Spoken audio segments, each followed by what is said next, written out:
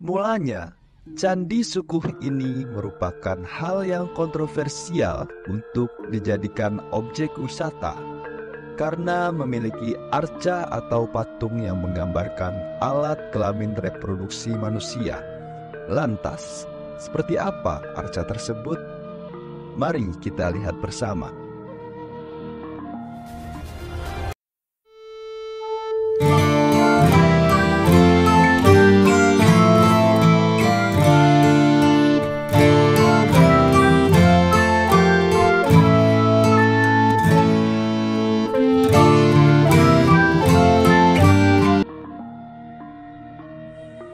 Kita masih berada di wilayah Desa Berjo, Kecamatan Ngargoyoso, Kabupaten Karanganyar, Jawa Tengah.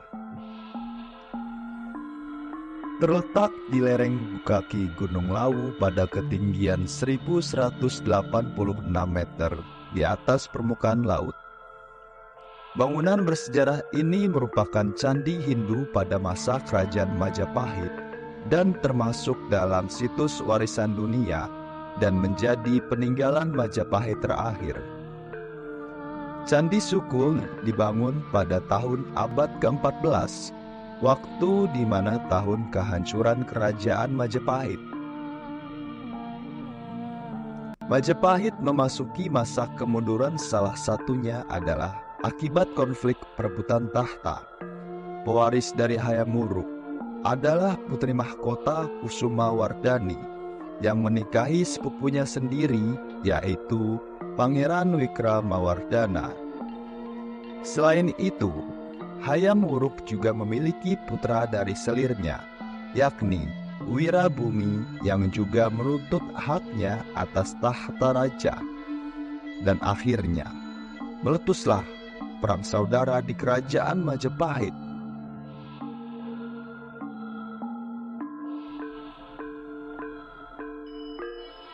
Pengaruh Majapahit di seluruh Nusantara mulai berkurang. Pada saat bersamaan, sebuah kerajaan perdagangan baru yang berdasarkan Islam, yaitu Kerajaan Islam Malaka, mulai muncul di bagian barat Nusantara. Bila ditilik dari asal-muasalnya, candi ini ditemukan oleh arkeolog bernama Jansen dalam keadaan runtuh pada tahun 1815 Masehi pada masa pemerintahan Gubernur Raffles. Lalu, bangunan ini diteliti oleh Van der Vlies pada tahun 1842 yang menghasilkan laporan dalam buku Van der Vlies dengan judul Proof eener Beschrijving op Sukuh en Zeto. Hasil penelitian tersebut dilanjutkan oleh Oppermans di tahun 1864 sampai dengan 1867 yang disampaikan pada bukunya yang berjudul Hindu Odiden, The Last Temple. Begitulah julukan yang melekat pada salah satu candi peninggalan Kerajaan Majapahit ini. Sebutan terhadap candi ini karena merupakan candi peninggalan umat Hindu terakhir pada zaman Majapahit. Pendirian sebuah candi ini ditujukan untuk pengeruatan, yaitu menangkal atau melepas kekuatan negatif yang dapat mempengaruhi kehidupan seseorang. Dari dugaan itu sendiri dilihat pada relief-relief yang memuat cerita-cerita pengeruatan yang terdapat pada candi tersebut. Mulanya candi Sukuh ini merupakan hal yang kontroversial untuk dijadikan objek wisata karena memiliki arca atau patung yang menggambarkan alat kelamin atau alat reproduksi manusia.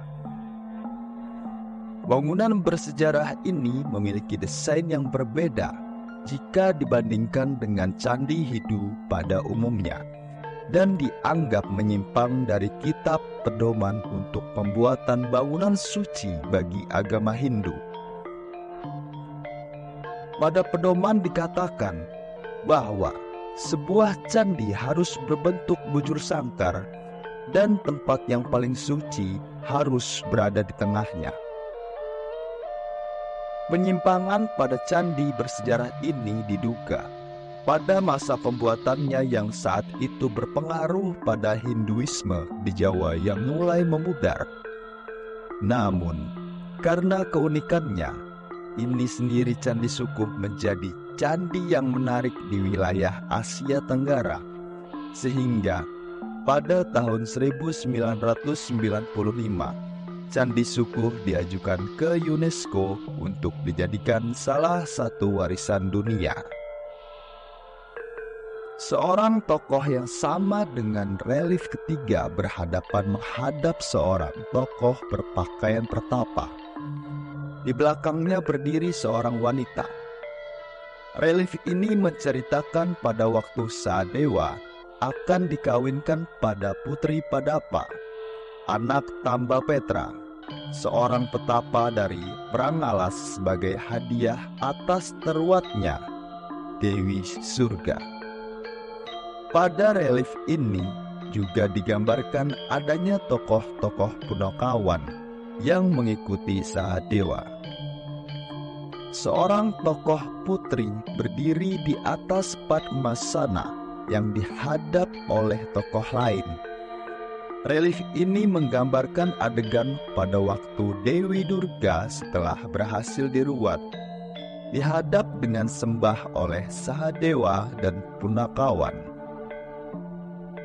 Seorang tokoh laki-laki tinggi besar yang diiringi oleh pengawalnya dengan membawa senjata dan perisai. Tokoh ini digambarkan sedang mengangkat raksasa dengan tangan kirinya, sedang tangan kanannya memegang senjata yang ditusukkan pada pinggang raksasa tersebut. Relief ini menggambarkan suatu adegan pada waktu Bima diiringi Punokawan sedang berperang melawan raksasa Kalantaka. Diceritakan bahwa pada waktu itu sedang terjadi perang antara Kurawa dan Pandawa.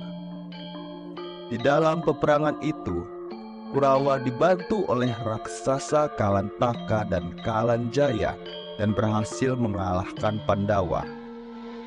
Baru setelah Sahadewa dan Nakula kembali dari perang alas, kedua raksa dikalahkannya, yang berarti lepas dari kutuk dewa. Pada bangunan ini juga terdapat mitos yang banyak dipercaya orang, seperti tempat tersebut dikenal sebagai tempat yang digunakan untuk membuang sial. Terdapat pula sebuah candi yang berbentuk lingga yoni yang melambangkan kesuburan. Mitos yang populer di Candi Sukuh yaitu tentang tes keperawanan dan keperjakaan. Untuk melakukan mitos ini, yaitu saat menaiki anak tangga di dalam lorong gapura. Pada lantainya, terdapat pahatan relief vulgar berbentuk halus yang hendak bersenggama dengan vagina. Konon, apabila seorang gadis menggunakan kain kebaya melewati relief tersebut, jika kain kebayanya robek, berarti gadis tersebut masih perawan. Tapi, jika kainnya yang dikenakannya terlepas, berarti sudah tidak perawan. Ada juga versi lain yang mengatakan jika kain kebayanya robek berarti dia setia. Begitu sebaliknya, jika kainnya terlepas, maka ia pernah berselingkuh.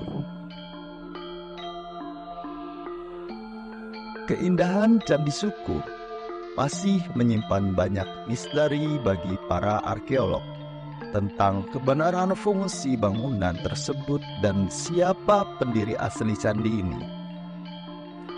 Dan itulah sedikit yang saya sampaikan tentang peradaban Candi Sukuh. Dan masih banyak yang akan kami kupas tentang candi ini dan akan kami lanjutkan di video selanjutnya. Semoga apa yang telah disampaikan mendapat wawasan bagi kalian dan lebih mencintai budaya dan sejarah Indonesia. Terima kasih.